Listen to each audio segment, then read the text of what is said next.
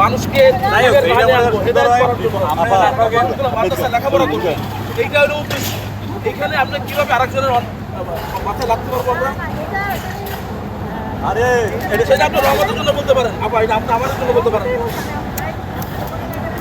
আমি ওই জন্য বলছি যে আপনি আমার সঙ্গে বসছেন, আমি বলছি আমার নিয়ে বসেন, সমাধান না হলে তখন আপনি বললেন আমি তোর সঙ্গে বসতে চাই, ও তো চায় না বসতে। ওনার অংশ যেটা ওটা বাদ দিয়ে যদি ঢালে দেওয়া যায় তাহলে ওইভাবে দেন, যেহেতু উনি এটা এখন আমার কথা বুঝে আমি দেখে গেলাম আপনাকে তো বুঝে, আপনাকে কিন্তু যদি কবে পিঞ্জরে দিলাম, যখন আমি এটা করবো পরবর্তীতে উনি এটা পারবেন, ওটা পানি ঢুকবে, সারাদিন পানি ঢুকবে, ওইটা ওনার ব্যাপার, ওইটা ওনার সাইড ওনার ব্যাপার।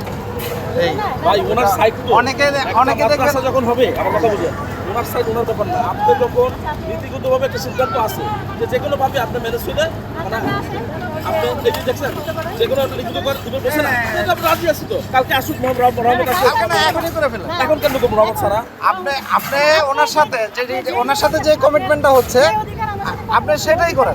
আচ্ছা ঠিক আছে, যে সলিউশন হবে সেই সমাধানটা আমরা রহমত সহ আমরা যে সমাধানটা হবে, আমার কথা বুঝুন, রহমত সহ জরিপ না জরিপ ছাড়াও আমার কথা বুঝেন, আপনি যেভাবে বসবেন রহমত আর আপনার সঙ্গে বসবেন, আপনারা দুজন বসে একটা সলিউশন করবেন না, ওই সলিউশনটা আপনারা দুজন যেটা করবেন আমি মেনে নিবো, বাস লেখেন আপনি কাগজ। এখন আপনি ওইভাবে ওনার সাথে একটা রাপ করেন, লেখেন বলা আছে, সমস্যা নেই তো।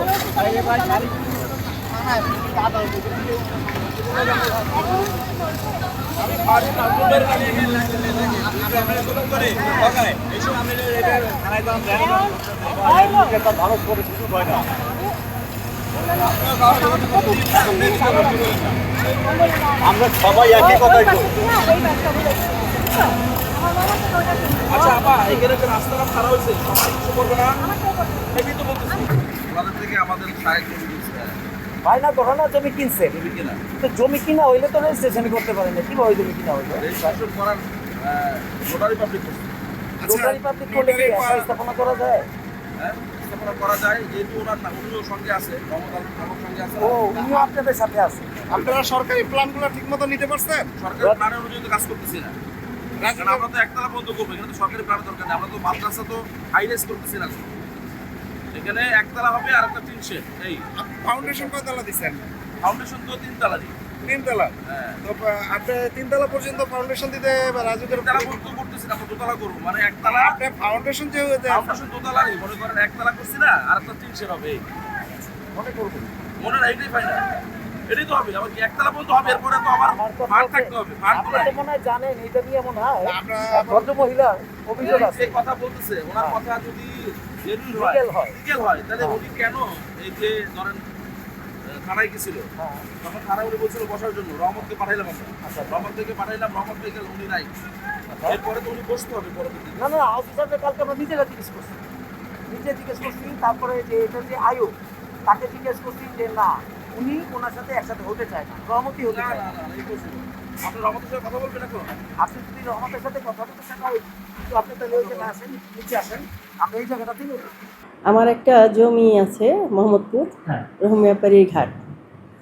ওই জমিটা আমার হাজব্যান্ড 1999 সালে আমার নামে আর শহীদুল ইসলাম রহমত তার সহযোগী ছিল তার নামে, মানে বলতে আমার হাজব্যান্ডের দেখাশোনা করতো, কাজকাম দেখাশোনা করতো, এবং তার সাথে আমার খুব ভালো সুসম্পর্ক ছিল আমাদের ফ্যামিলিগত।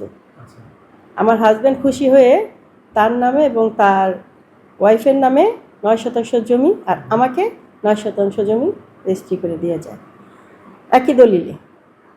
আমরা একই সাথে এই জমির উপরে আমার হাজব্যান্ড 2000 সালে লোনও করে যায় আমাদের, আমি আমার নাম দিয়ে, আর ওই রহমত ইসলামের স্ত্রী এবং রহমত ইসলাম আমার একই দলিলে আমরা আবার লোন পরিশোধও করি। আমি লোন পরিশোধ করি। তা আমার হাজব্যান্ড মারা যাওয়ার পরে 2001 সালে আমার হাজব্যান্ড মারা যায়।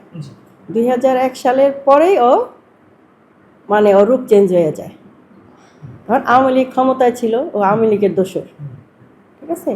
ও আমার সরলতার সুযোগ নিয়ে আমাকে সবসময় বলে যে না আমাদের একসাথেই জমি, আমরা একসাথেই সব কিছু করবো। আমিও বলছি যে আমাদের একসাথেই জমি, আমরা যখন যাবেন ভাই আপনার ভাই নাই, আপনি এগুলো সব দেখাশোনা করেন, আপনি যা করবেন আমার জমিতে আমি তাই করব। এখন দিনের পর দিন ও আমার সাথে বিশ্বাসঘাতকতার রূপ ধারণ করতেছে। এখন ও একটু চিটার প্রকৃতির লোক, ও বিভিন্ন মানুষের কাছ থেকে জমি দেখায়, টাকা পয়সা নেয়, টাকা পয়সা দিতে পারে না যখন, তখন এক জমি রেখে আরেক জমি দেয়। মেট্রো হাউজিংয়ে ওর নামে বিভিন্ন ধরনের জিডি আছে, বিভিন্ন কমপ্লেন আছে যা আমি জানতে পারি এবং প্রমাণও আমি দিয়েছি। এখন বর্তমানে ও আমার জমি মাদ্রাসা প্রতিষ্ঠান দেখায়, ওদের থেকে মেট্রো হাউজিংয়ে ওদের একটা জমি দেওয়ার কথা ছিল, ওটা দিতে পারে নাই। এখন ও ওই মাদ্রাসা প্রতিষ্ঠানকে এই জমিটা দিয়ে দিচ্ছে মাদ্রাসা করার জন্য। তো ওর জমি ও দিবে, ও আমারটা তো দিতে পারে না। ও আমার জমি সহ এখন দখল করে ওইখানে ছাদ ঢালাই দেওয়ার প্রস্তুতি নিচ্ছে। জমি রহিম ব্যাপারী ঘাট, মোহাম্মদপুর, কাদেরাবাদ হাউজিং। এখনও আওয়ামী লীগের লোকজন নিয়ে আমার কাছে মানে প্রস্তাব পাঠায় যে আমি যেন ওদেরকে মানে জমিটা দিয়ে দেই, জমিতে যেন আমি না যাই, প্রয়োজনে আমাকে কিছু টাকা পয়সা দিয়ে দিবে, আমার জমি সে বুঝাই দিবে না। এ বিষয় নিয়ে আমি থানায় জিডি করেছি। জিডি করার পর ও থানার থেকেও ওদের পুলিশ প্রশাসন আসছে, ওকে বলছে দেখা করার জন্য, হ্যাঁ, কিন্তু তারপরেও ও আমার সাথে কোনো হাসলা করতেছে না। নতুন প্রধানমন্ত্রীর কাছে আমার এইটাই আবদার যেন আমার হকও নষ্ট না করতে পারে, এই আওয়ামী লীগের এই দোসররা যেন আমার এতিম সন্তানদের হক নষ্ট না করতে পারে। আপনার এইটা আর এই ইয়ার কোনটা, মানে ওই যে রহমতের কোনটা, রহমতের ওইটা, আর ওই কোনটা অভিমামান, সেটা তো আপনার মামা শ্বশুর, তাই না? কিন্তু ওই খালি জায়গাটা কার? জাম গাছের নিচে, হ্যাঁ ওটা হোক স্যার।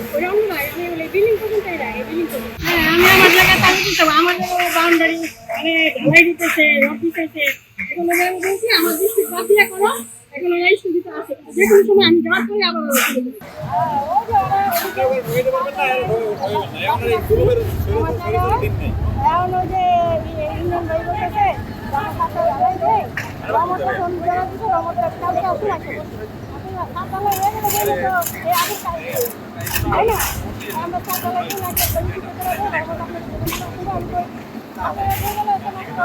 অনেক সময় দেখা যায় আপনি একটা বাড়ি কিনছেন, পাশে জায়গাটা কিনছেন, এই জন্য কি আপনি এখন বলবেন কি ওই জায়গা আলারে যে আগে কেন দিলি না, একসাথে হইলে ভালো। মার্ক করে রাখেন না ভাই, আমি আপনার বলতেছি কি, এটা মার্ক করেন, মার্ক করে আমরা ঢালাই করি, মার্ক করে দিই, বড় করে মার্ক করলে স্পষ্ট বোঝা যাবে যে এটা আপনার জায়গা ছিল, এটা মার্ক করে দিই আমরা।